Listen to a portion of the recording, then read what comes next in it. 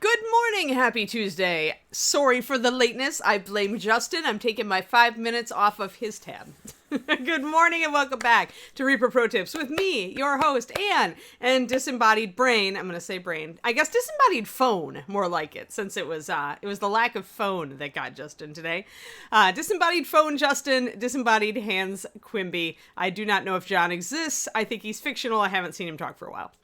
How are you all? I know you've all been glued to the screen of tiny boxes moving through the assembly line. I got mine already, so all the excitement is over for me. Well, not really. I get to start painting everything, but yeah. Hello, everyone. Yes, I will say though, as far as the somewhat humorous question of, how can Anne teach me how to put more money in my pocket for more minis? Mini painting is actually a great side gig. So your hobby can fund your hobby. And you don't have to be great at it, but you have to be decent at it, which is not a bad goal. I mean, it's not an unattainable goal at all. So after that, it's just, painting stuff and putting it up on eBay or Etsy or wherever you find your audience. Yeah, I figured John would be sweating in the warehouse, Paulette. That's why I figured he wasn't around.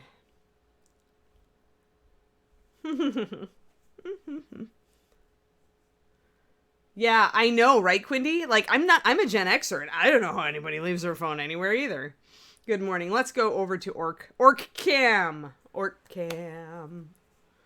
yeah, Muses has got it. Yeah, commissions. There are people out there who don't have the time to paint or don't, just don't want to learn, and they will gladly pay you money to paint their minis.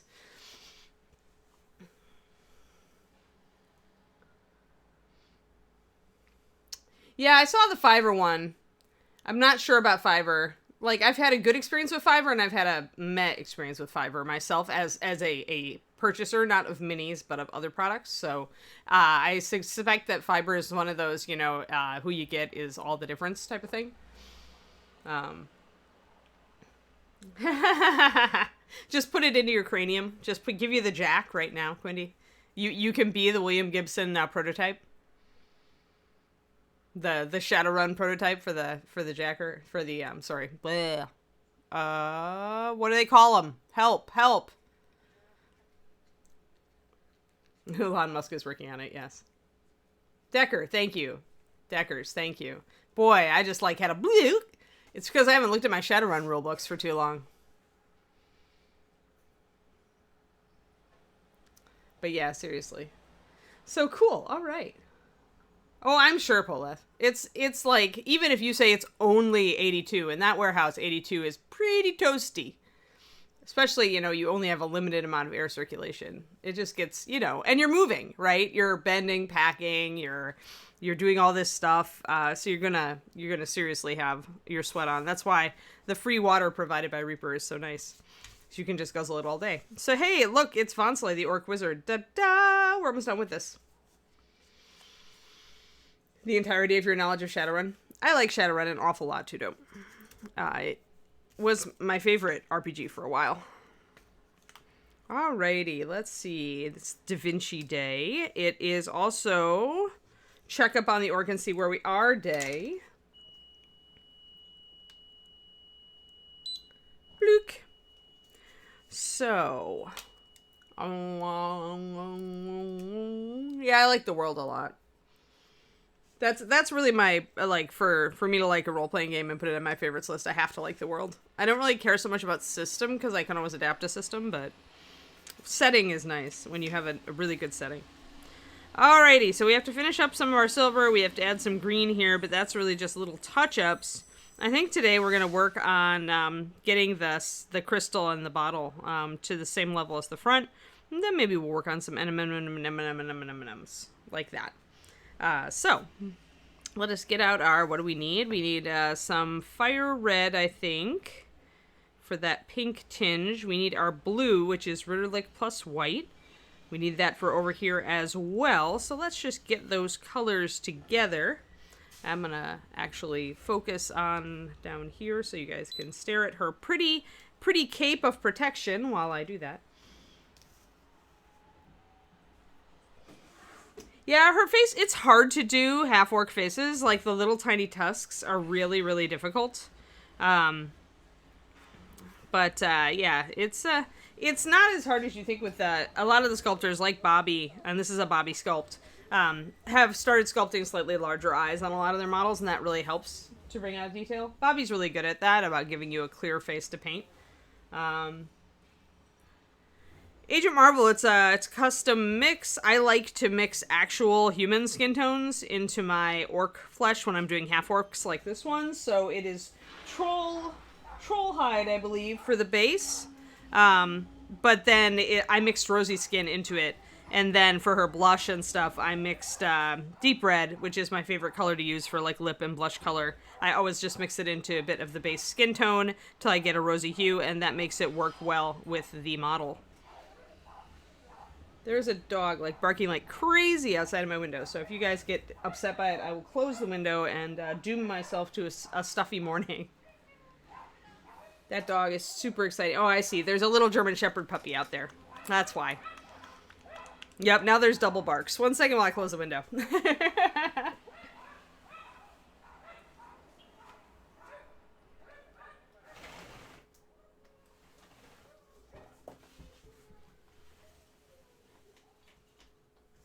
There we go. He is a cute, and you all know that I favor German Shepherds. It is a very cute German Shepherd puppy. Thank you, Quindy, for the link to the face painting stream. Yes, I am Omen. Yeah. I don't have an out of, I don't work in Texas anymore. I'm actually Reaper's first remote worker, because I fell in love with a guy in California. And then I moved out here to be with him during the pandemic. So I am in California, although I'm a Reaper employee. And so I've been working from home pretty much since before I moved, since March, I think, is when Reaper sent us home for a little bit. And I just pretty much worked from home. Yes. And we are still together. So apparently, the pandemic is a great test for a long-term commitment. Do you still like each other after 15 months of having to be together 24/7? All right, so let's get some fire red down here. I need that. I'm gonna just put a few drops down so I can do mixes. And then we need our Ritterlich blue, which is so pretty when you add white to it, which is why we are using it for our blues. I don't think I would ever threaten the planet, no matter how kind of grumbly I got. I like the planet too much. Individual people might be in danger, but, no dogs would be harmed in the raging of the Anne, for sure. No dogs or kitties.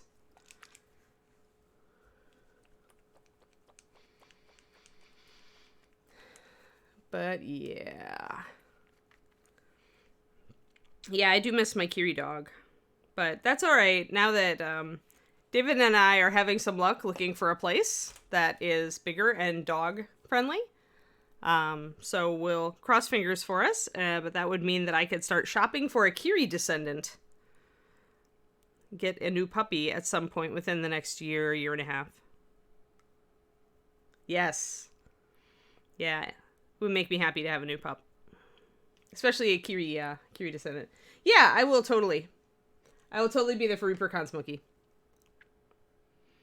David and I, my guy, who's also a top level mini painter, we will both be there teaching. I'm just mixing up my Ritterlich with a little bit of white, and then I'm going to make an even lighter one, because as you can see, the light blue on her staff is lighter than this.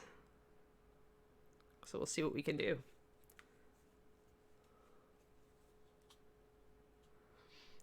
I don't loathe them. I've used them on occasion. Omen Kitten. What I like to say is that both palettes have talents, but I personally, for 98% of my painting, use the well. And I advise new painters to try both, especially if you're struggling with paint consistency. If you are using a wet palette and you find that you have a hard time nailing the right paint consistency for various techniques, I highly recommend switching to a well for a while you get a feel for the paint consistency, because in a well palette, you can mix the paint up and thin it to exactly the right consistency that you want. and then it'll stay that way. Unlike with the wet palette, which will slowly leach water up and down. You know, it's the nature of the thing. Wet palettes are very good if you're painting very quickly with thicker paint. They're excellent for that. The spot blending and just the looseness, and it encourages you to go fast and not overthink things. But if I'm going to paint anything for competition level, although I may start it on the wet palette, like I did with Noel here. Noel is a good example of my wet palette painting style. Here, Noel, get down here. She has been painted really fast and loose. Here, look. There we go. There's Noel. So very, very fast and loose. You can see how fast and loose some of this is. Well, we refined a bunch of it, but Noel is fast and loose. And so like her hair is like really just kind of like blobbled in at this point. And some of her areas, like her ears, are just blobbled in here. But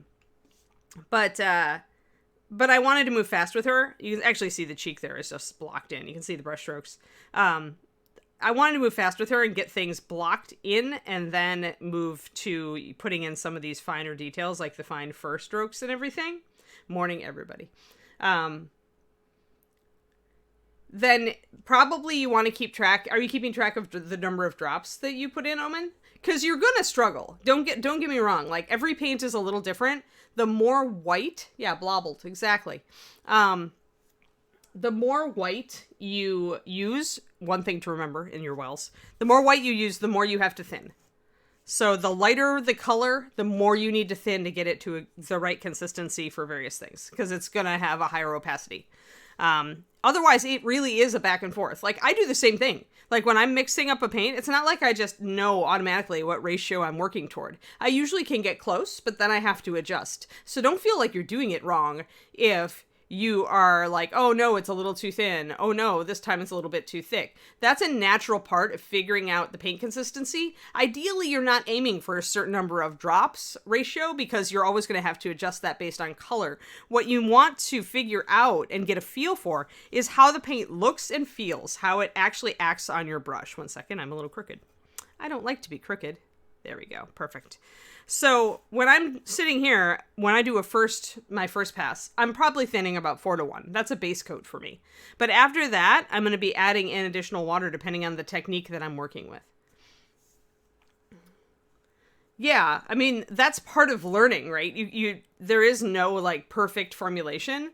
Although, honestly, Omen, if you go to my Patreon, I have a PDF.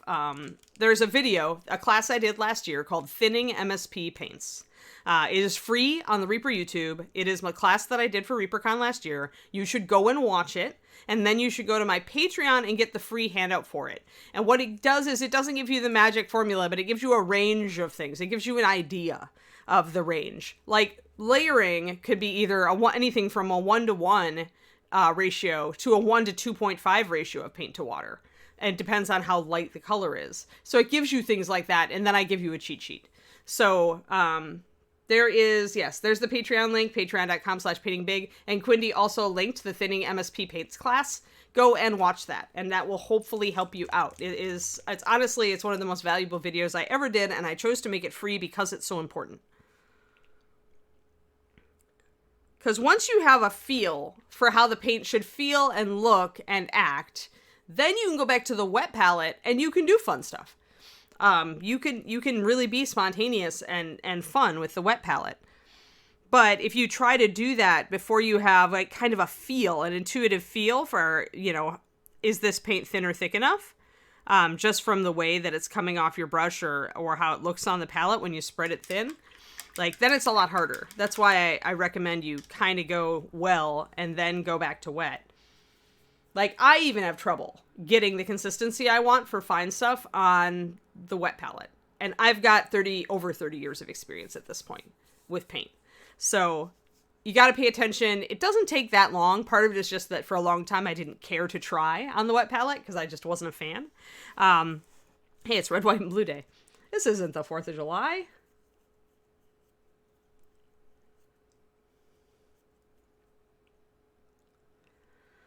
Blorf has been around for a while, Pendrake. Blobble is new. I may have just coined Blobble this instant, but Blobble seemed appropriate. All right, let's get our glasses on and get some stuff figured out here. Oh, I need pure white also. a palette is never complete without some pure white. Oh no, I accidentally dropped some more pure white into my red. That's all right. I'll paint around it. And I want to probably go a 2-to-1. See, you'll get kind of an understanding over time about what does a 2-to-1 pure white kind of feel and look like? What can I do with it? You know, what does a 1-to-1 pure white, you know, actually act like? What is a 1-to-1? If it's a darker color, you know, what does a 1-to-1 mean? You know, how thin will it be? How see-through will it go? Many Master Series dark colors, I would almost say most, are going to be the same level of translucency unless it's got a lot of black in it. If it's something like walnut or black and brown, or some other browns also tend to have slightly higher coverage. But in general, if it's a color, if it's red, green, blue, it's a dark color, you're going to get around the same level of transparency. So you can, once you've got that kind of ruled in, that a 1-to-1 is a good, you know, layering consistency for any dark green, blue, or red, then you can just apply that. Hello, War Shadow. But yeah, so there are general guidelines. It's just nothing is hard and fast because some colors are just a little bit different because the pigments that they are used with them are higher or lower coverage, and the base can be different as well. So I'm just going to paint in some of these facet lines on here just to kind of get them in. I can use this side of my brush if I don't have much paint on it. This was carved out of a piece of plastic card, so it is, let's see here. Can I see better? Yeah.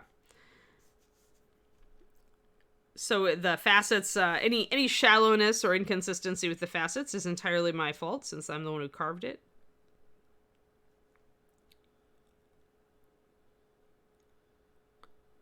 And if I go a little bit too thick with my lines, I can always bring in colors to knock it back.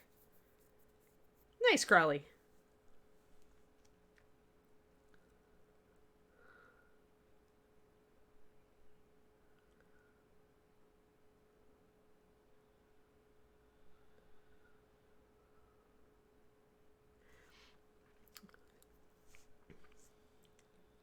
The evil empire of Google, Quindy. I'm very close to them here. The vibe is strong here. Let's see. I think I've got another there. Edge. Now where will you put it all? Yes, exactly. It's like when Wile E. Coyote actually caught the Roadrunner. I've got him. Now what do I do with him? This is why David and I are looking for a bigger place, because we need... It isn't so much for us, it's for our miniatures collection. And we didn't even go in heavy on Bones 5. He didn't go in on it at all.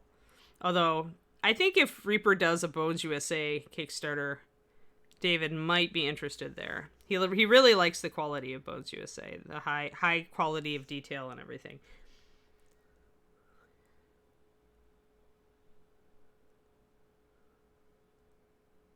It's okay, Skull. They'll come back. I don't know, actually, Quindy, are we going back to the warehouse after this, or are we going to raid somebody? Do you know?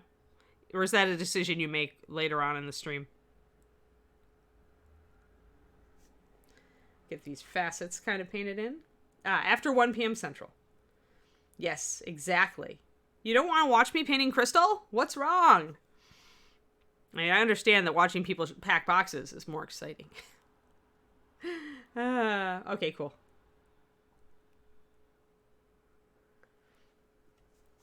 Yeah, cool. Excellent. So yeah, so if you stick around for a while, you can get some tips, and then they will restore your Reaper stream to you. All right, so if we look at this, we kind of went lighter at the bottom, and then we went pink toward the top and darker toward the top, with an exception of that one over here. So all right, let's mimic kind of what we were doing there then. I need a much lighter blue, so I need to grab some of the blues that I've already mixed and add a bit more white. Boop. A little bit more. Get a nice pale color. Can also start kind of blocking in some of the stuff on the bottle. There. Ah, Bob and Julie on the crow's nest. Awesome. Studio and doggo. Yeah, exactly. Well, that's what if we get a house, it's going to be a warehouse.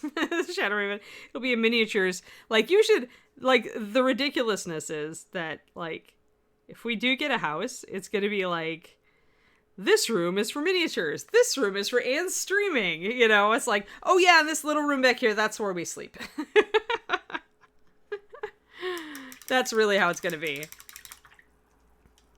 And this space is for the dog. And this is another miniatures space. Yeah. I am excited to finally have an office, though. To finally have a space that is Anne. Just Anne to stream and write and do things. And then we're hoping to have a combined painting area. So that we have our painting, our regular painting desks, our off hours painting desks will be together. Let's see. I want some red up there though too. Yeah, that's what we're looking for too. There's a lot of houses out here, Zen, that have finished garages that are not meant to be there. They've just turned it into another room. They've turned it into a playroom for the kids or an exercise studio. But for us, it would be a 3D printing and airbrushing room. Because that's who we are. So yeah, that's kind of the dealio, kind of what we're aiming for with our hunt. And, you know, maybe we'll have a guest bedroom, but David is not all up on the guest bedroom, but I've always kind of wanted one because, you know, friends drive down from wherever and they just don't, you know, it gets late. You don't want to put them back on the road when it's so late if they've driven from a ways away. So I've always liked the thought of a guest bedroom, even if it does enable parental visits. I know that's the downside, right? I'm going to blend this in a little bit. I just want some more dark blue to bring out these facet lines. Yeah, one room. Actually, Karu, our painted minis, except for the minis that are dubbed not as good, like, we're going to have to figure out how this is going to work because it's like right now David has all of the best minis are out in the public area, and the minis that have been abandoned halfway through or less or more are in here, and the minis that are old and not as good are in here. So it's like, are we still going to put our less good minis in the hobby room? Or are we finally going to release them into the wild and have all of our painted minis in the living area?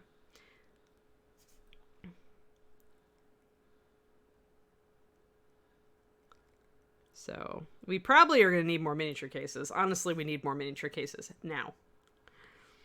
All right, going to start putting in some of these rosy tones, just kind of blending them over the top of the blue.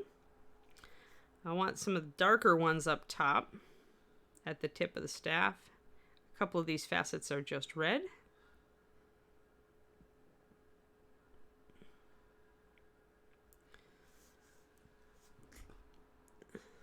Oh, I think that the parental units will find out. I'm pretty sure my parental units would still get a hotel.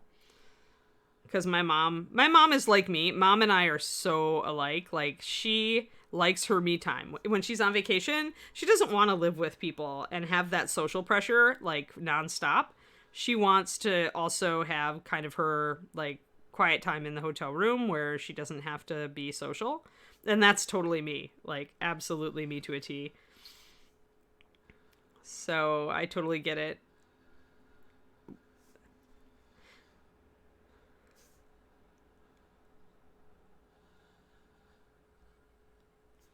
So we'll see, but I do like the thought of having a guest room. It's just convenient.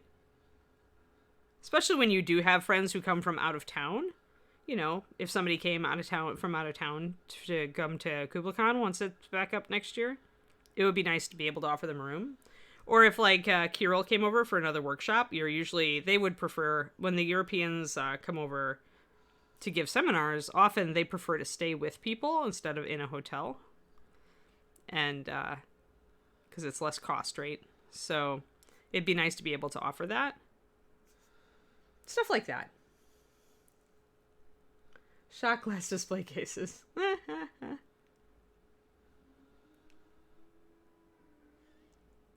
Yeah, it does, Bryce. And that goes for you too, Bryce. We want a guest room so that, like, if you come visit and you want to stay like overnight, you can, and then, you know, because you have a drive if you come to visit us.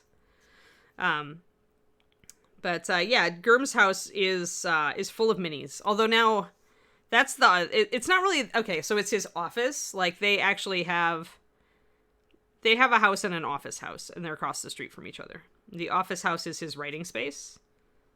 And that's where all of the Game of Thrones awesome is, and also the miniatures. Like, and by Game of Thrones awesome, I mean a lot of, like, original paintings and things from book covers and really cool stuff. I told Germ when I first saw it that he needed to make his writing house. When he eventually got a better writing house, he needed to make his first writing house into a museum.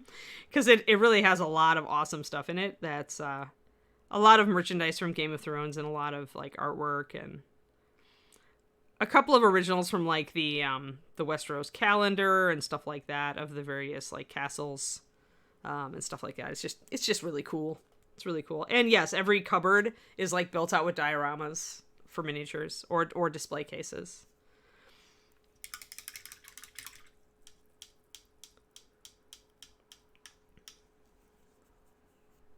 Yeah, it's a really, if you're a miniatures person, Grimm's house is like just catnip. It's super awesome.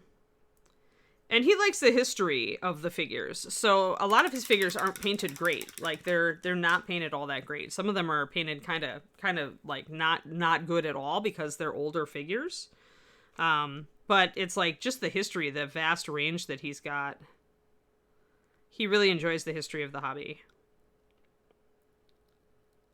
So he has, like, original, like, tin knights that were made by wrapping, like, lead foil around an armature, like, and then painted by hand by the company that made them. Like, it's crazy stuff.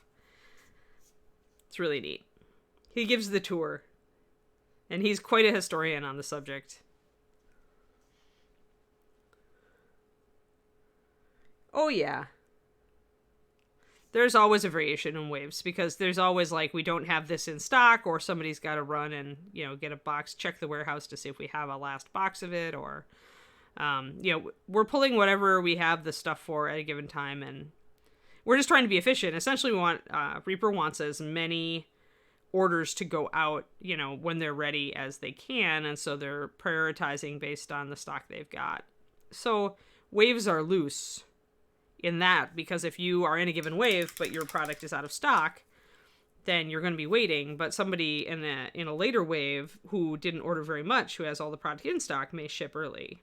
And that's just the way it's got to be. Like, we just want fulfillment to be over, because it's a giant monkey wrench in the day-to-day operations of Reaper when you take all of our essential personnel and put them on shipping. So Reaper hasn't been able to get anything done. Like, nobody's working on ReaperCon right now. Everybody's working on fulfillment. So, and that works because we're able to focus on it and just knock it out, right? But at some point, you got to be able to, like, kind of allocate labor and kind of slide back and forth and be a little flexible to make sure that, you know, you can make sure everything gets done. So yeah, waves are loose. Samurai Jack, it might be that something is out of stock. If all of your order was in stock and you were wave 2, they probably would have shipped you. I mean, I don't know for sure. I'm not there on the ground. On the ground is always different. But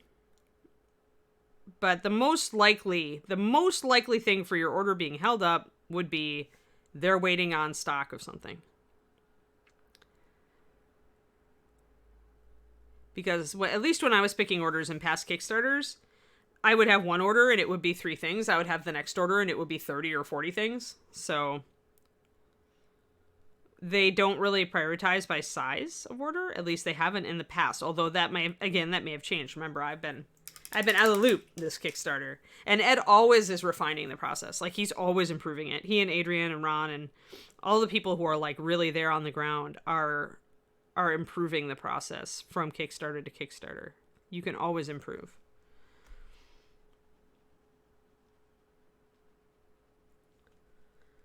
Oh, cool. Shotokambi. It was pretty simple as far as the design goes. I was making it flamey and sparky that I liked the best, I think. But thanks. It's I mean, you can watch. I think I mapped out the whole thing on one video. I don't know if that one's up on YouTube. Hopefully it is, but if it is, Quindy can probably find it.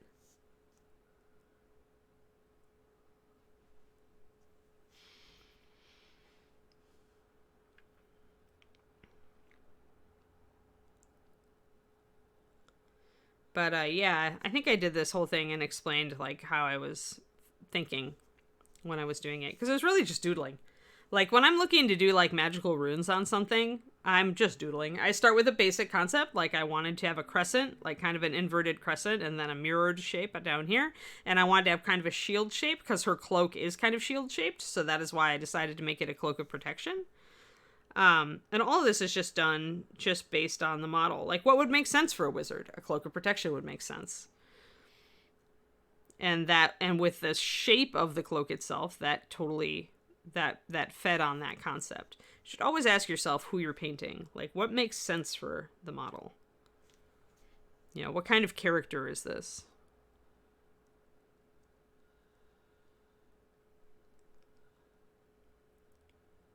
There we go.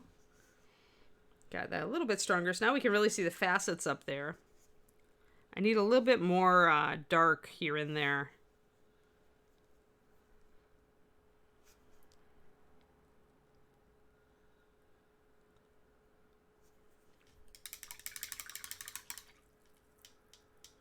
Okay, cool. Thanks, Quindy.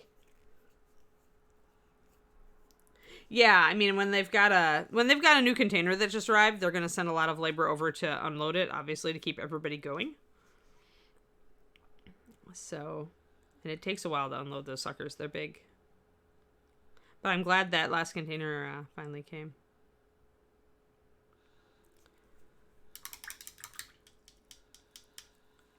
Ah, they unloaded it this morning.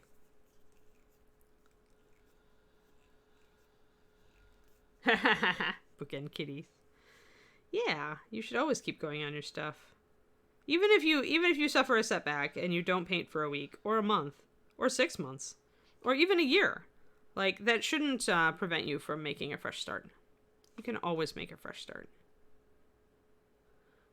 Tomorrow is a new day. I'm going to darken down this little facet up here because it's kind of like the one on the other side. I need to get that the kind of rosy color up here a little bit lighter and introduce a bit more of it down the center, I think. Oh yeah, there we go. So if you want the video where I painted this design, Quindy found it and linked it in chat.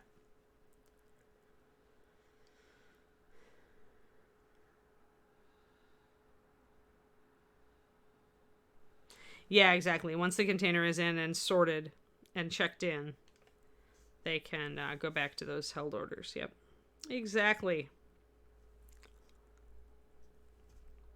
And there's probably quite a few of those, so it's going to take time, but don't worry. We're working on it. Reaper is an old pro at this point. We have done so many big Kickstarters.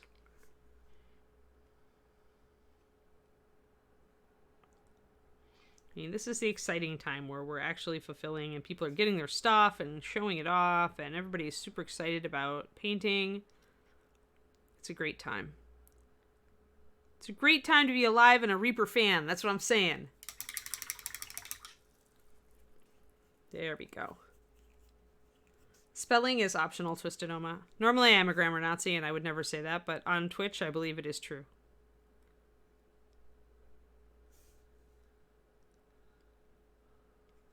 There we go. I'm going to bring the side of my brush up with some pure white. Make sure that I've got these facet edges all very sharp up at the top there so that you can really see it come out there. All the details. It's the contrast again between light and dark that brings out these details, which is why I'm going down to a darker red and down to a darker blue so that the facets show up better.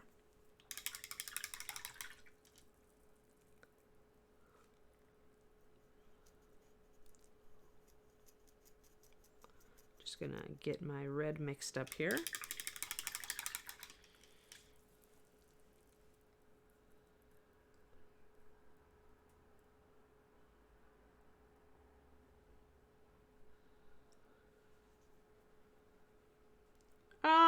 The gem dragon when I got it was glued together, so I didn't have the option, Bryce. I do have another gem dragon. I did order the clear one because I thought it might be interesting to do on stream at some point, but it's gonna take me a while to get there, and I probably won't do the whole thing. Doing a whole dragon is just, as we learned, is fraught with peril. So, and that will give me 2 partially painted gemstone dragons. So I don't know if I want to do that anytime soon.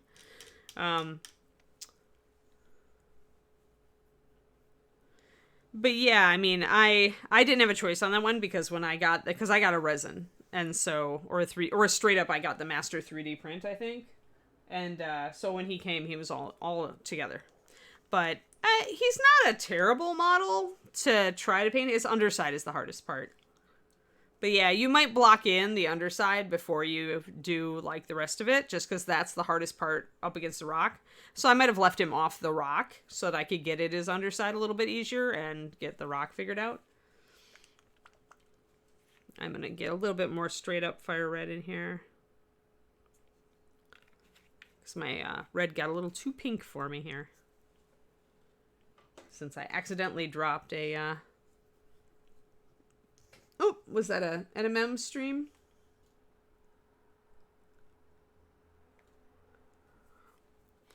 Yeah, I think I need to do a basics of NMM for my Patreon too. Like because it's like I talk about it on stream here, but NMM is one of those things where structured learning can be a lot more helpful, I think. There's definitely like kind of steps I go through in my head when I'm painting anything with NMM. But yeah, I've certainly covered a lot of NMM on these streams. I don't think I've done a huge NMM project. Like, we haven't ever done... Oop, that went a little bit too strong there. We haven't done, like, a fully armored figure in NMM. Mostly because I figured it would bore the heck out of you guys. But, you know, maybe I'm wrong. Need a little bit lighter pink here. Want this to fade in. I use my well palette as a wet palette, like a wet palette a lot. I do like little half mixes up on the top surface when I just need a little bit. I do that.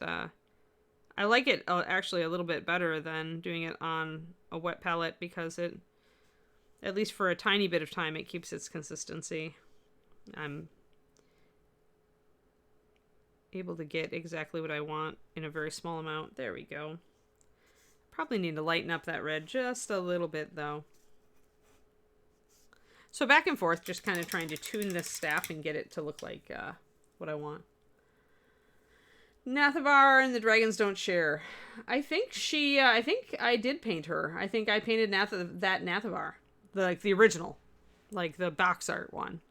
Michael Proctor did the scenery on that, and various other artists did the characters.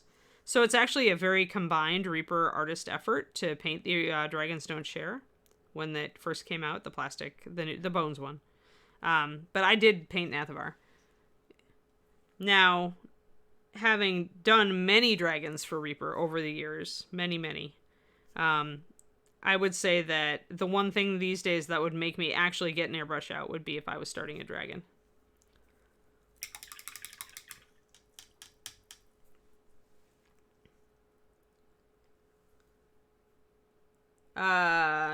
Missing parts of the set. I'm not even sure. That's not an and question, Gergie, because I have no idea if any of those characters went out of print or if they're still in. I mean, many of them just sit on areas that are pretty open, so you could add any character into your adventuring party. If there are terrain bits that are out of print, that's probably a question for our terrain show. But I mean, big dragons are all you paint a dragon. It's they're very similar. They take up a lot of time and effort. With red, I almost always start dark. Ah, okay. Terrain available later. All right. I was gonna say, like, you could build terrain for it, but the original terrain for it is just wonderful. I think Bob and Julie did that, right? Am I right on that?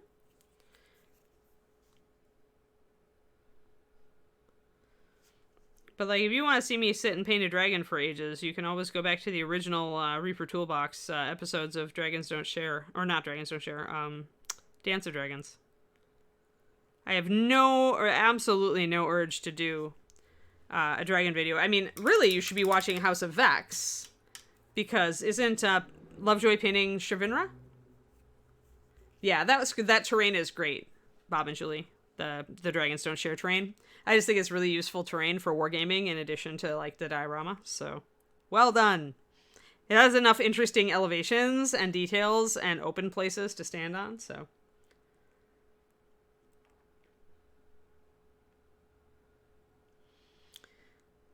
Yeah, Dance of Death.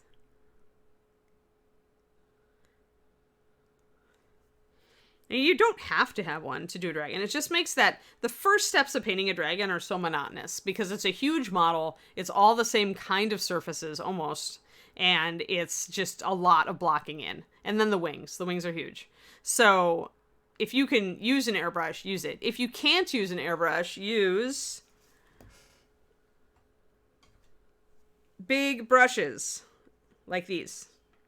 I think one of these is RNL size 8 filbert, and then the other one is a flat that's just a Master's Touch from Hobby Lobby, also a size 8. So I would say that size 8 is pretty good for this. Like, you really want to go fast and get those beginning tones in. I would also advise wet blending your highlights and shadows on the scales when you do your first pash. Obviously with an airbrush that's super easy to put down your base coat and then airbrush in some shadows, some highlights, or some zenith if that's the way you want to do it. But use big brushes. Same with terrain. Those are my terrain brushes and my dragon brushes. And I like flats because a lot of draconic stuff is very flat, like the wings, and the flats cover the area well. The filbert's nice for the scales. Right, yeah. I mean, I like my 8s, but 6 is certainly big enough. Yeah, but it's not faster. Shadow Raven. The beginning of the dragon is just like, it's just so much. You just want to get it over with. Like, so that you can have fun with the scales and the claws and patterns on the wings and all that stuff.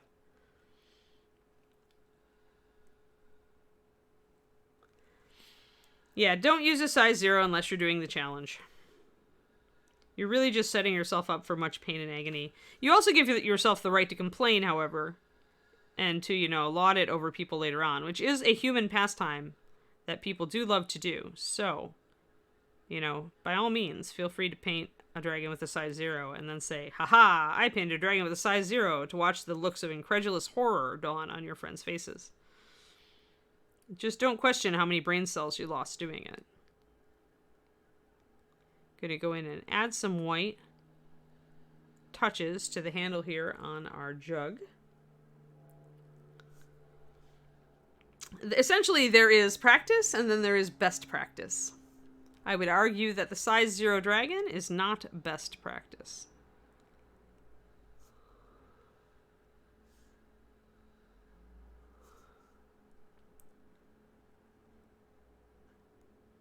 But yeah, if I do any more dragon stuff on this stream, it'll likely be, like I said, I'd grab, like, the head of Maldrakar. I'd do a wing, things like that. Very focused. Let me see how I did that. Right, okay.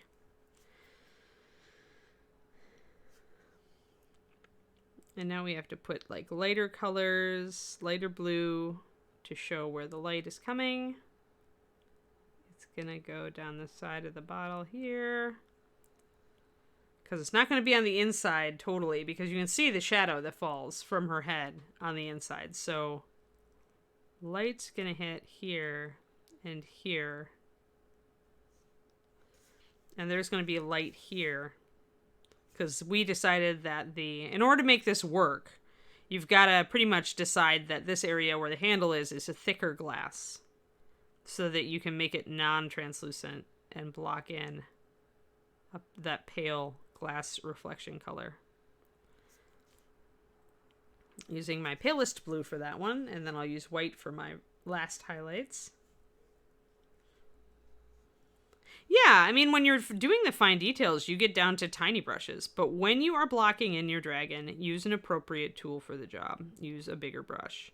Because that's the most boring part, and you want to get it over with as fast as you can so that you can get to the fun stuff.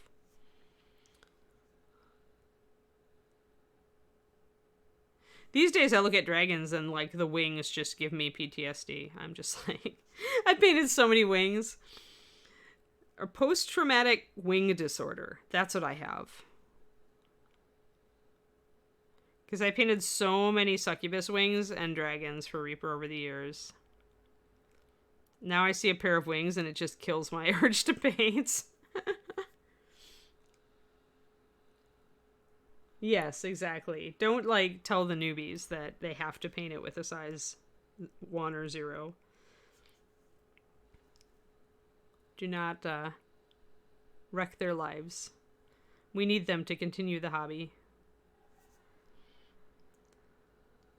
I forget what Kickstarter I was looking at the other day that had a beautiful dragon in it, and I took one look at the wings and I just like, no.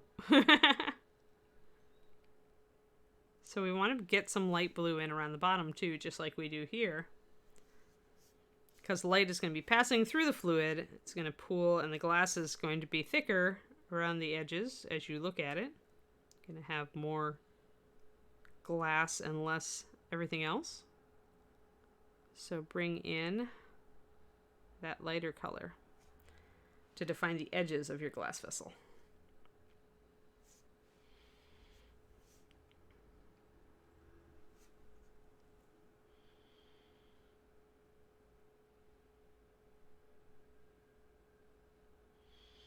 Yeah, the paint tester wing. That's true. Maybe I, Well, those are feathery wings. Those are a little bit different. Polaris.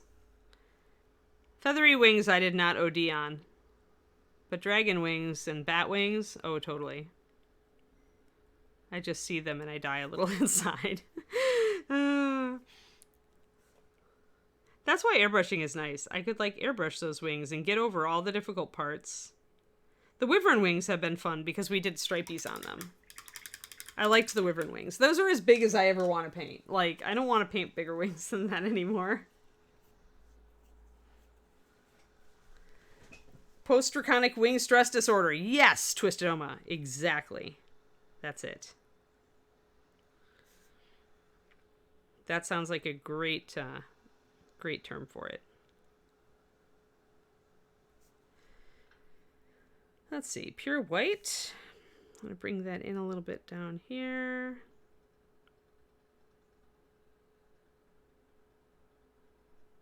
Kind of stippling a little bit on some of these white reflections. I think I'm a little bit off there. I think I want to bring in a little bit more light.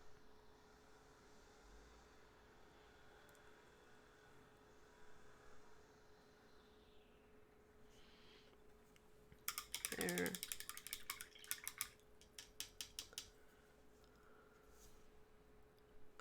No, but not surprised.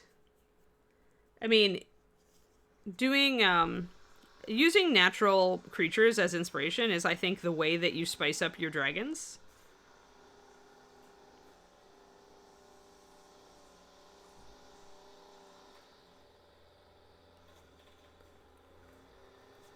I've thought about moth patterns on my dragon wings for a while. I have a great reference book for it. Oh, and now we've got to remember we've got to glaze also, because we've got to make it look like this fluid is behind glass. So after we've blocked in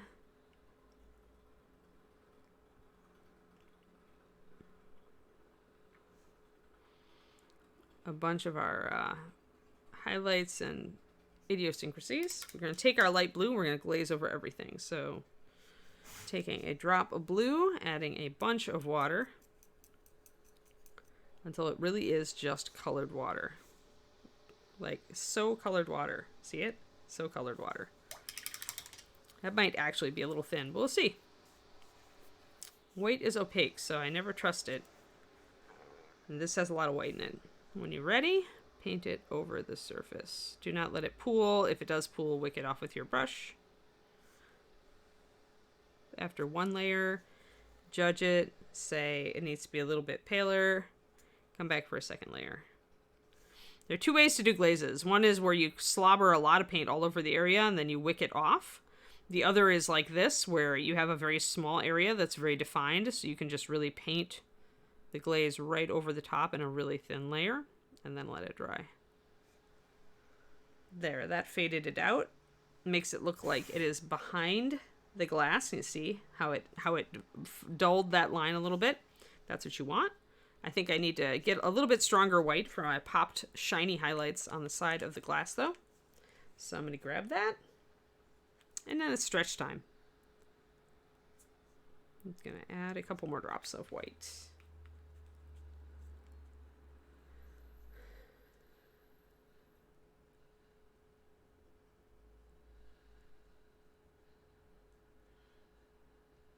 Yeah, what Julie says. Having some real animal elements in your dragons makes them look real. I agree.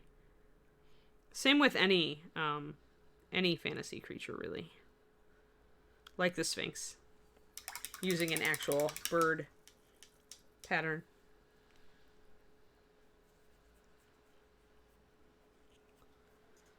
Alright, so a little bit more pure white. Let's see if I can get some nice poppy highlights. I made this one on the other side, so I need that. That one. Just a couple of really sharp white highlights to bring in, to show the light.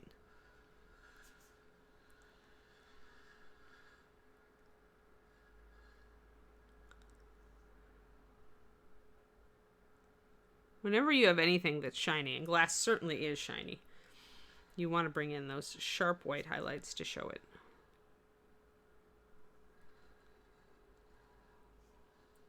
There. Excellent. Probably not as, I don't like it as much as I like the front, but it's good enough. All right, now we are going to take a stretch break. And then when we return, actually, I lied. I'm going to put a quick highlight on those red bands on the bottle. I think I actually already got them a little bit, but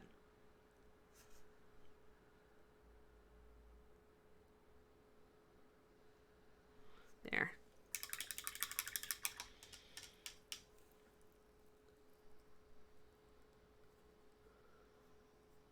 What bare basics questions? Like, we need those, Omen.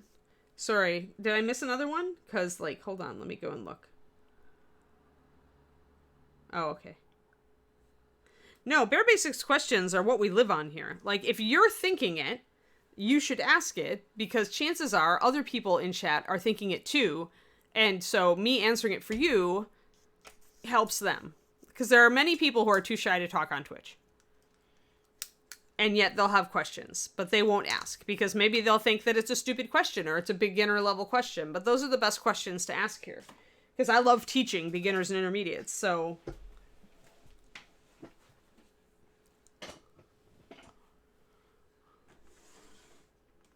Yeah, we have lots of people who are new to the hobby. So if you've been sitting, though, if you've been being sedentary this morning, please stand up and do stretchies.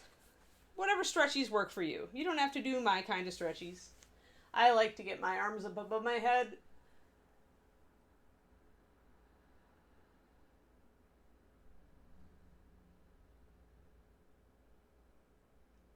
And stretch my spine in the opposite direction it's been curved in when I'm painting.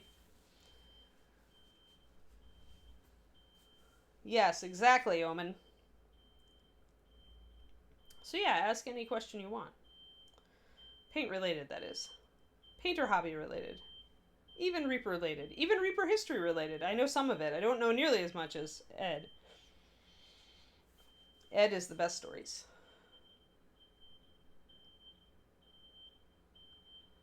Yeah, so stretch break, caffeine break, water break, whatever kind of break. We've got about another half hour to go.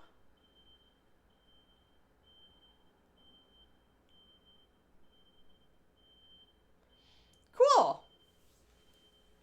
Very cool, Rammer 83. Do you use Reaper, or do you have questions about Reaper, Rammer? I'm going to do a floor stretch real quick, but I'll be right back and I'll look. If you have a specific question, ask.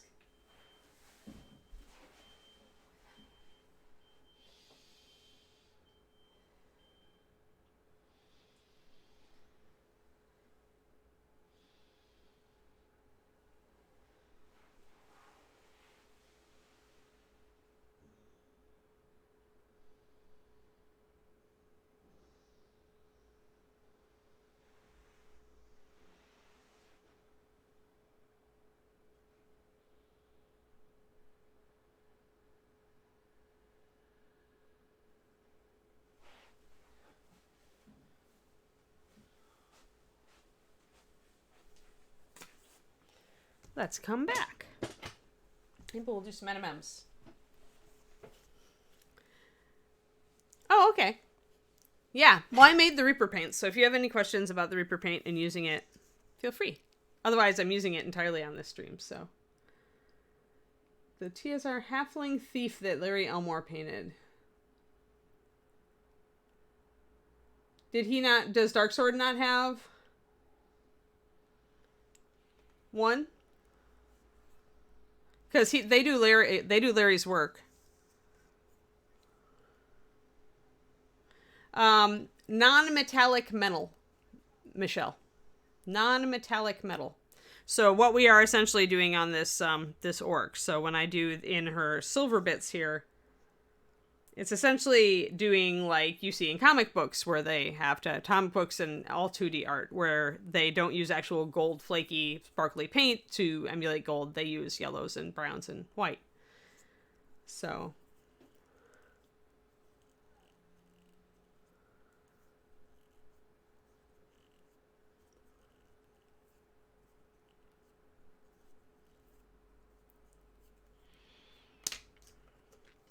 yeah, like models coming down ropes are tricky with miniatures. I mean, everybody likes them, but you have to make a diorama for them. Yeah, and then OSL can be either object source lighting or other source lighting. I've heard it used both ways in my tenure in miniatures.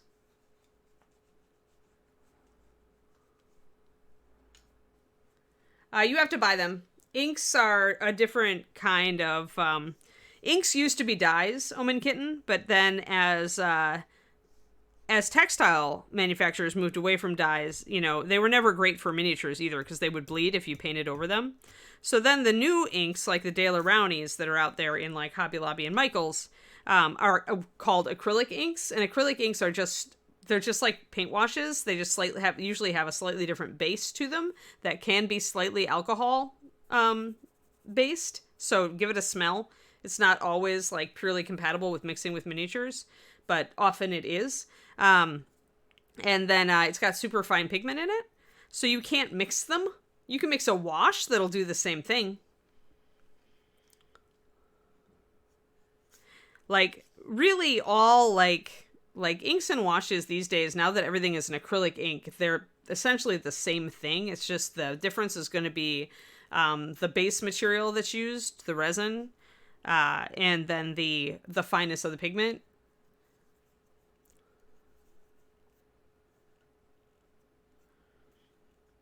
Actually, Rammer, I've got I do a Twitch stream and I have a Patreon. My Twitch stream is on Thursdays. It's Painting Big, so it's twitch.tv Painting Big, and my Patreon is patreon.com Painting Big.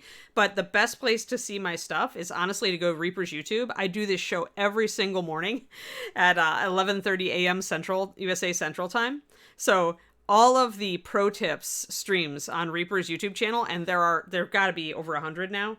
Are all me painting all sorts of different models. So if you just want an eternal playlist of painting tips on Reaper minis, like with Reaper paint, just go there. You got it.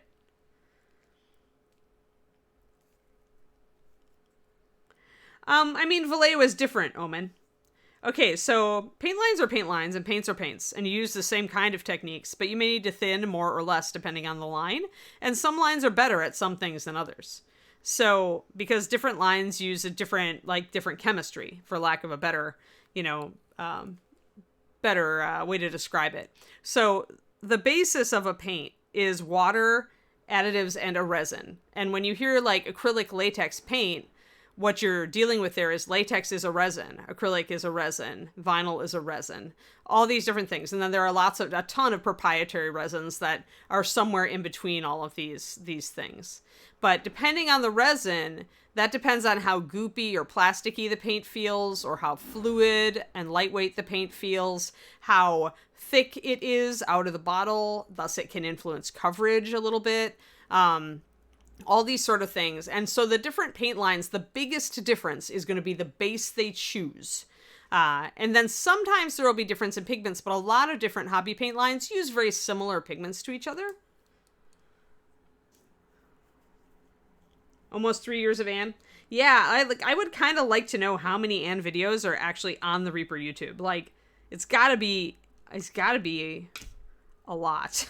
It's gotta be a lot. When I think about, okay, 52 weeks of the year, 5 days a week, and I don't take that many days off, and I've been doing this for at least a year, so that should equate to like over 300 Anne videos on Reaper's YouTube. Like, scarily. That's terrifying. Oh dear. Oh, the paint chemistry, Omen Kitten? Oh no, that's specialty. I went to art school. They don't teach you this stuff in art school. Like, this is something I had to learn to do Reaper's paint line. Like, I decided I was going to learn why different paints and lines covered better than others, and what was the difference. And so I went looking and actually found a study at the time that explained in English I could at least understand, like, why it actually works that way and why different pigments cover better and stuff like that. And I discovered another article on pigment grind and why it matters and things like that. So this is all stuff that you can even do research into, but art school is never going to teach you this stuff. Like, they don't get it. Art school is so notoriously bad at teaching you the building blocks of things. Like, I had a terrible art school experience though, so don't look at me. But yeah, paint chemistry isn't anything they go into because, I mean, everybody's using tube, right? So tube paint is tube paint, and there's very little to choose between different brands of tube paint except for the quantity and quality of the pigment used. So student grade is always going to be less pigment, more fillers, and artist grade or professional grade, those are going to like scale up as far as amount of pigment and quality of pigment. So that's the only thing in art school that they can't really teach you this. It's when you get into the world of hobby paints or fluid acrylics or textiles, then you start, all of these industries feed on each other. Then you start really getting into it. And right now, art companies are realizing this, and that's why they're coming out with more matte formulations, more fluid acrylic formulations. They're essentially jumping onto our bandwagon much later, after a bunch of canvas painters decided that miniature paints were the way to go for painting. So that's why you're seeing a shift now in art company stuff, Omen. Yeah, programming's fun. I mean, and it will get you, hypothetically get you a better job out the gate. It's a lot less work to try to make it as a programmer than, well, okay, not a lot less work. It's easier to find a job that pays you in your field if you know how to program as opposed to if you know how to art. Like, I often wonder, because I actually have a job in my field, and I often wonder how many of my fellow art school students from my art class, my class of that year, are working in their field, right? It's got to be a vanishingly small number. Yeah, art schools, well, or just like, I don't know, like, yeah, art chemistry, building blocks, like, why do things work the way they do? Why is cadmium red cadmium red? Why is naphthol crimson that color? It's all about pigment grind. It's like, it's fun stuff, right? Art science. Like, if you get a Bachelor of Science in Art, they should teach you this.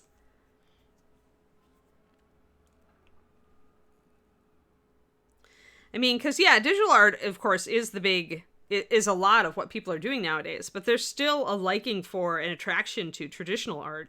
And traditional art, there's something about, like, just dealing with the physical building blocks of paint, right? It's interesting, and you can do things that I think are just look different, act different, than a digital piece. Like you can create a digital piece that looks like it's traditionally done, absolutely, especially with all the brushes these days. But it's a different sort of feel to it.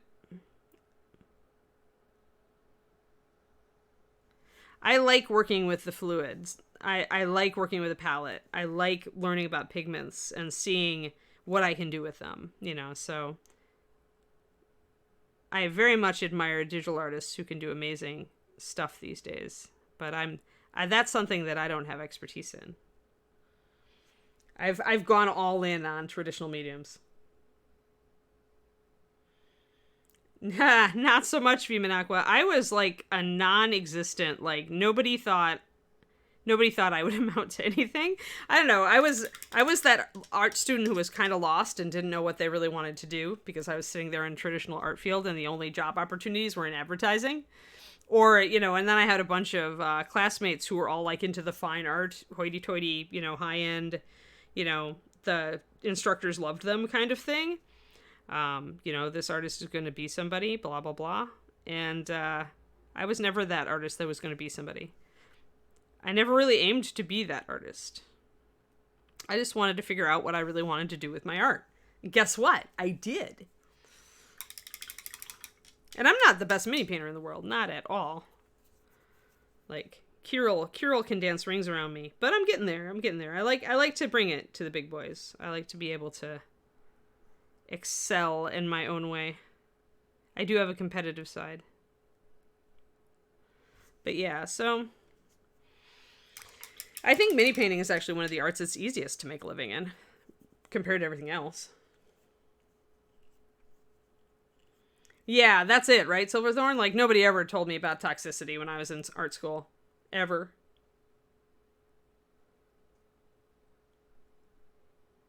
Yeah, for sure.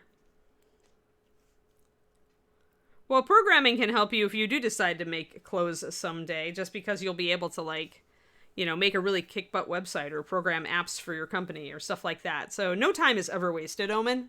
Like, I don't believe that any of our learning or time, as long as we're following, like, our interests, I don't think any experience is wasted.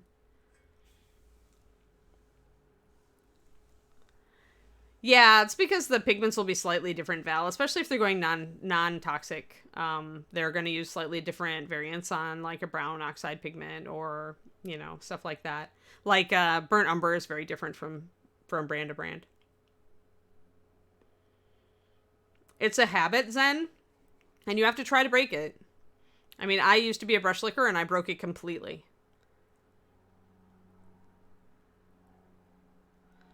And that's just everybody's, it's your choice if you want to keep doing it. Yeah. Yeah, graphic design is pretty much the only option for a career in art when I was in school, too. No. Silverthorn. Okay, hold on. Non-toxic does not mean food grade. There's two things. The only thing in the world that is safe to ingest is a food grade product. Food grade. Reaper Master Series paint is not food grade. It is non-toxic. This means that in normal usage, it is not toxic to you. It is not harmful to you.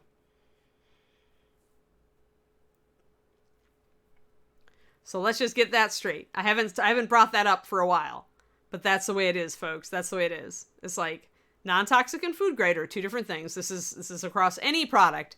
It's especially interesting when you get into things like glycerin, which can be food grade or non-food grade. You can use the food grade one to make your own vanilla extract. You can use the non-food grade one as a skincare product. Never the twain shall meet. Don't mix them up.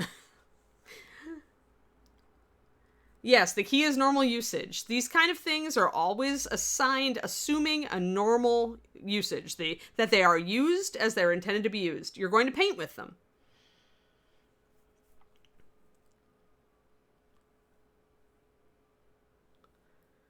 Yeah, I mean, we went non-toxic so that it wouldn't make you super hospital sick, Happy Mano.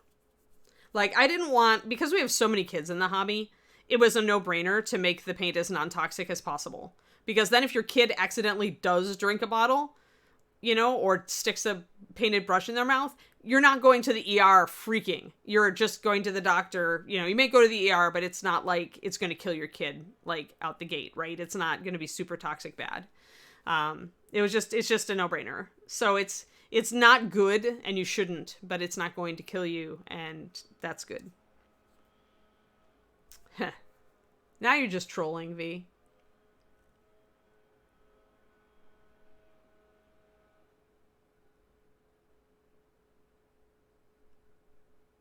Wow, yeah, that person's gonna, like, be seeing some health problems before they're too old, in my opinion. Yeah, well, and then it's just like, well, when you're in the hospital, years from now with some weird disorder you got through ingesting too much cadmium, I'll come see you and bring you flowers. Yeah, for sure. I just like to bring it up every once in a while. All right, where am I? I'm doing silver stuff. Wow, how much time do I have? 10 minutes. A little more than 10 minutes, because thanks to Justin, we got started a little late. It's okay. Justin's Twitch was sabotaging. Yeah, yeah. No, I don't got hours. I actually have a lot of Patreon stuff to do. So today is heavy into the Patreon day. I have a lot of swatches to do. I have a lot of PDF to write and some images to do for coaching. And yeah, I've got all sorts of stuff. Never let it be said that freelance means you just sit at home all day eating bonbons. It's a challenge. It's a challenge. David sees how much I stress out over my work, and he's just like, "Are you sure you don't want to go back to a real job?" And it's like, yeah, I'm pretty sure. Yes, everything Reaper is Ron's fault. It's said as a good prospective Reaper employee, Poleth. You just keep talking that way. They'll hire you eventually if you just hang around long enough. Yes, that's totally true. Lord Nobody has a good point. We totally find out that stuff is unhealthy after we've already been doing it for ages. Work, work, work. Yes, green users. Mood. Mood, as the kids say. Except the kids aren't saying that anymore because, they always change what they say. And then we look like old people for trying to be hip. One sec. I am going to grab some of my blue. Always remember to add a little bit of something to your gray when you're doing NMM. Just makes it look less like a black and white illustration. I'm going to just rebase coat a little bit of this. I'm using Cloudy Gray, which is my go-to start for silver NMM. We won't get into this this time. We'll do our NMM next time. And I'll try to think, too, about what I want to do with her basing. If I'm going to do a interesting base on her, which I like her enough to do it. It's like my criteria now is, do I like the model enough to do a fancy base on it? Moon pies over bonbons. I like dark chocolate almond butter cups. And I like cookies. I make a pretty mean chocolate chip cookie. So I make them only twice a year because I know that once I make them, I'm going to eat them all. So some cookies only get made for special occasions in Anne's house. I do have strawberry shortcake, though, for tonight. So that's exciting. Low carb, because that's the way I roll. All right, we've got some of our, I guess, got to touch up my various parts that I'm going to do in silver. And make sure that everybody's got a nice solid base coat. Make sure I'm not missing anything.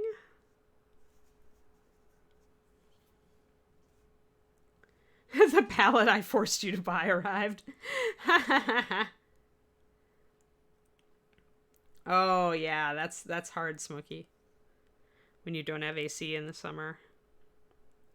Well, just remember that if your paint is evaporating really fast, make bigger paint puddles. So instead of just putting 6 drops of paint and some water in the palette, try going up to 8 drops of paint with a little more water. Because the more paint you have in each well, the longer it's going to take to dry, even in a very arid environment.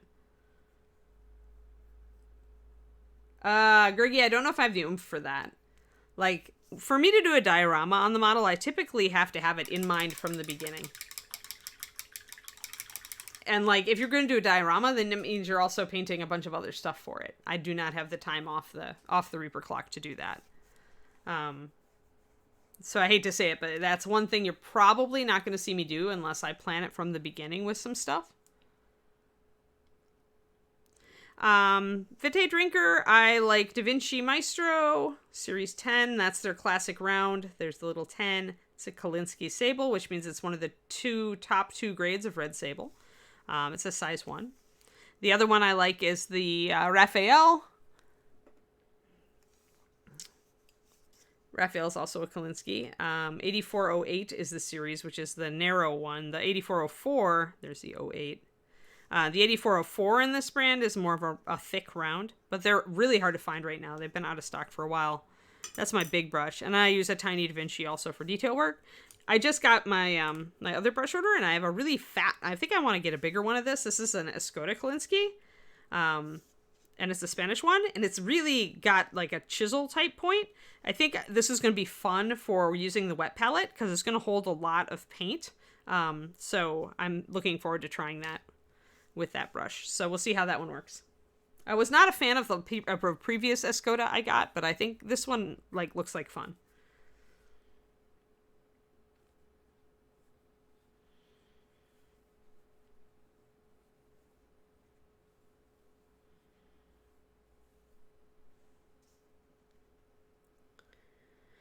Oh, I don't know. I never buy brushes from actual stores, side. I always order online. I'll qualify that. I have bought brushes from stores when, like Tori was at ReaperCon, but now that his store is closed, Area 51, or Hangar 18, sorry. The other place I have bought brushes in person is at an actual Dick Blick store.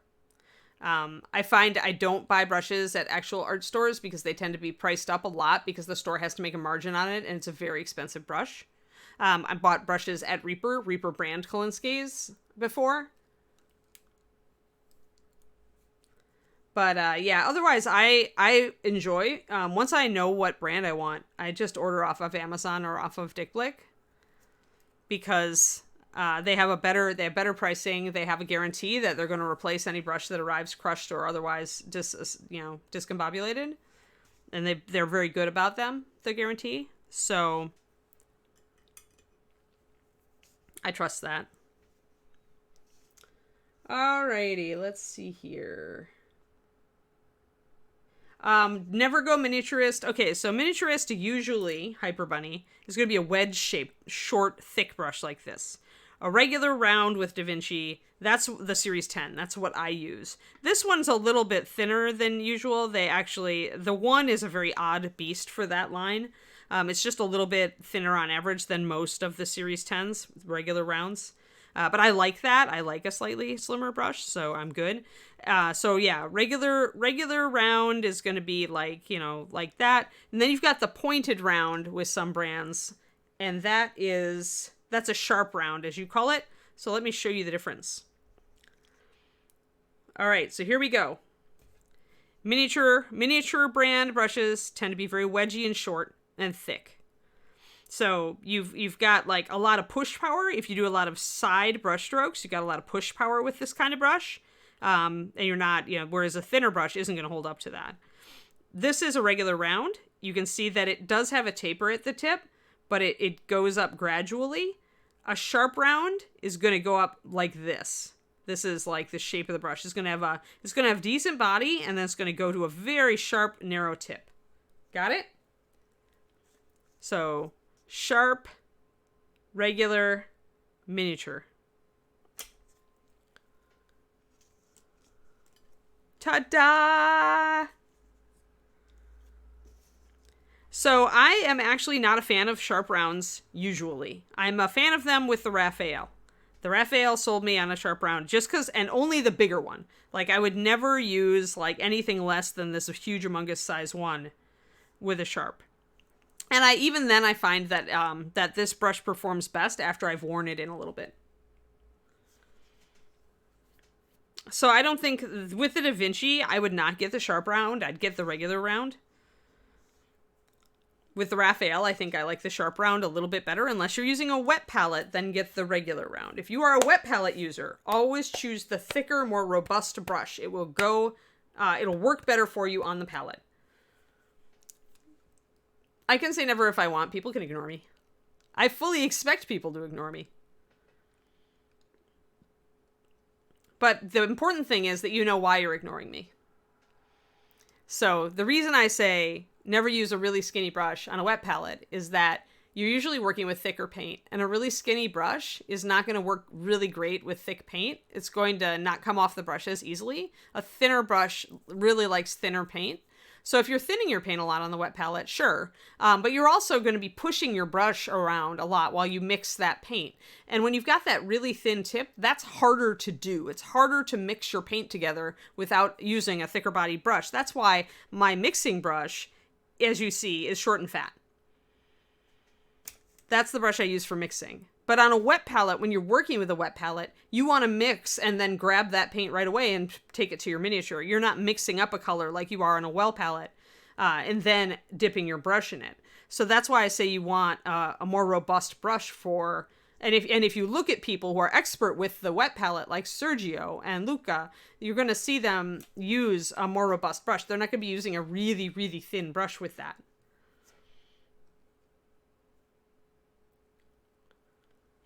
I have always found, I know people who mix with the butt of the brush. I have always found greater success faster by using bristles. I just have an old brush that I use for a mixing brush, and that's what I use. But again, that's not effective on a wet palette where you're mixing and immediately applying that paint to your model.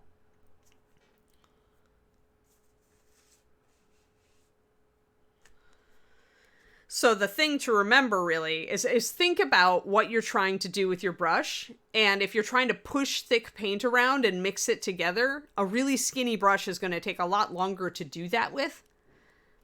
And if you are trying to apply really thin paint, really watery paint, a big fat brush is going to be like fraught with peril because it's going to soak up a ton of this paint, and you're going to be unloading that brush forever to keep it to the point where you've got little enough paint on your brush to keep control for fine detail. So that's the across the board in general, and there are plenty of people out there and plenty of painters who manage to do it, even though I feel like that some brushes are optimal for one thing or the other. There's always going to be somebody who's having success doing it. You got to find you. It always comes down to that. You just understand why it works. That's all I ask, is like really look at why it works, how it works. And when it's not working, that's going to enable you to make a decision and find something that does work for you. But yeah, Omen, you can use the butt of the brush to mix. I mean, I think Games Workshop was the one who I heard like really promoting that. I just find that, I don't know, I found that I wasted a lot of paint that way because then that paint just gets all rinsed off. Whereas if I use this brush to mix things up, then I can dab it off against the side of the palette and not like lose my paint. And it takes a long time to mix with the butt of the brush because it's not optimal for mixing. It's really not meant for that. Not on a flat surface or a well. So yeah, that's why I don't, but I mean, a lot of people do and you're fine. So if it works for you, do it. If it doesn't work for you, try a different way. But, you know, keep an old crappy brush that's, you know, just kind of beat up. I keep this guy around for mixing. Or I'll buy a real cheap, bigger sable when this guy is dead and just use that for mixing. Hey, thanks for the resub. Oh, happy subiversary, happy subiversary, happy subiversary, happy subiversary to Val for 1 year. Thank you for the resub. And that's a good time to conclude because I just realized that I can't really get into NMM on this right now with 1 minute left. So there we go.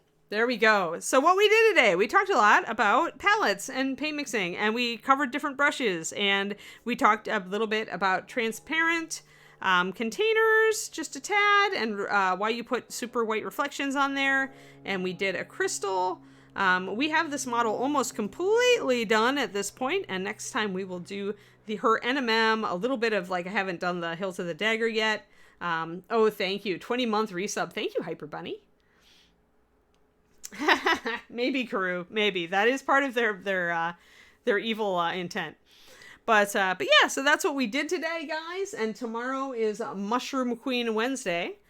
More on the Fungal Queen. Lots of dots. Many dots. Come with your Onyxia references, please. And there we go. So we're going to take a break and then go back to the warehouse. I think they just have to restart the stream to go back to the warehouse. Thanks for showing up, guys. I hope you do love her. Yeah, I really like this orc. She's my favorite thing I've painted on stream in a while. Yeah, she's really cool. So thank you, everybody. I am going to say that pretty much as long as we are prepared, I'm going to assume that we're prepared at this point to go back to the warehouse. And yeah, thanks for keeping me company, everybody. We had some good discussions. I love it when you guys are talking a lot. Okay. Super. Yeah, we have a lot of Mushroom Lady left to paint. A lot. So have a great day, guys, and I will see you here again tomorrow morning, bright and early. Remember, we have Crow's Nest later today with Bob and Julie. So please show up, keep them company, ask them lots of questions because they have been in the industry forever and the stories they could tell. All right. Thanks, everybody, and you have a fabulous day, too.